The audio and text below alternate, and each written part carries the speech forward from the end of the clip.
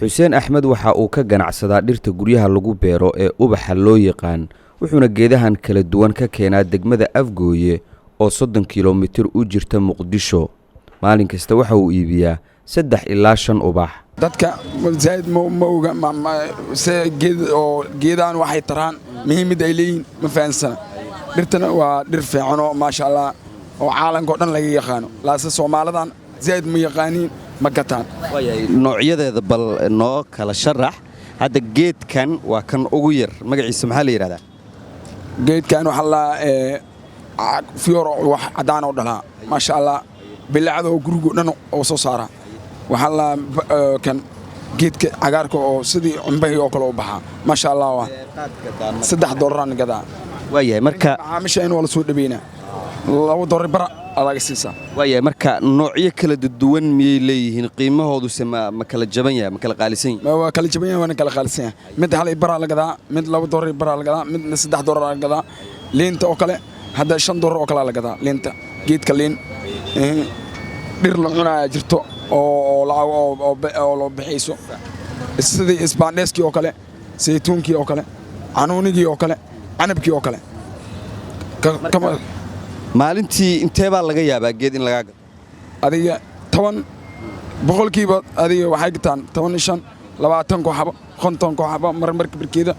say suuq qalta Cabdixakiin waxaan ganacsiga dhirta ee Xuseen ku kulanay isagoo iibsanaya 2 geed oo uu doonayo in uu guriga ku beerto wuxuuna ka mid yahay dadka fahamsan sida uu ii sheegay muhiimadda ay dhirtu leedahay inuu xarabaan u beero aqalkayga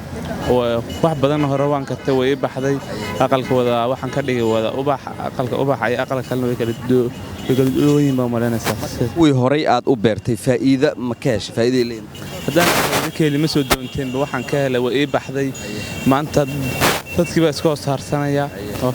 sidoo kale waxaa jira dad u iibiya ubaxyada guryaha lagu beero si ka duwan sida Xuseen Axmed gaarigan waxaa iska leh nin Siidow lagu magacaabo wuxuuna dhirtan ku wareejiyaa magaalada si ay dadku uga iibsadaan Maxamed waxa uu iibsanayaa ubaxyo waxa uuna rajaynayaa dadku in ay garan doonaan sidiisoo kale beerista dhirta inay tahay mid faa'iido u leh caafimaadka iyo bilicda guryaha dhirtan horta hore waxa waaye waxay kamid tahay bilicda iyo quruxda magaalada iyo guryaha iyo meel walba arday iyo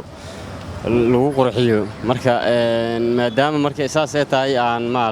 ugu talagalay inaan guriga ku qurxsado dhirtana marka markii kugu horeysay oo dhir aad iibsanaysid miyaa mise waxa jirta dhir hore aad u beertay hore aan u beeray marka haddana waxa waaye inaan ku sii badiyaan rabaa marka aan waxaan ku sii saa'idiyaa dhirta ayda dhowr noocood kala marka way kala badan yihiin maadaama ay dhowr nooc kala yihiin marka geedad badan ay yaallo haddana waxaan rabaa kuwa kale oo dhowr nooca inaan ku wada daro meesha dhirta dadka aan dareensanayn micnaha ay dhirtu leedahay maxaad ugu baaqaysaa aniga horta waxaan ugu baaqayaa dadka aan dareensanayn inay fahmaan sababta waddankeena waxa waa waddan burbur iyo dhibaato soo maray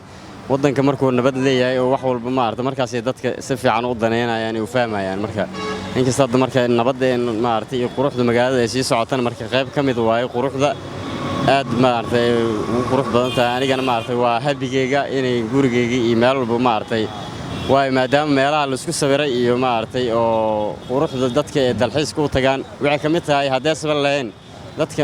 way ku yeeyeen inay aadaan meelaha dhirta iyo sawirka haddii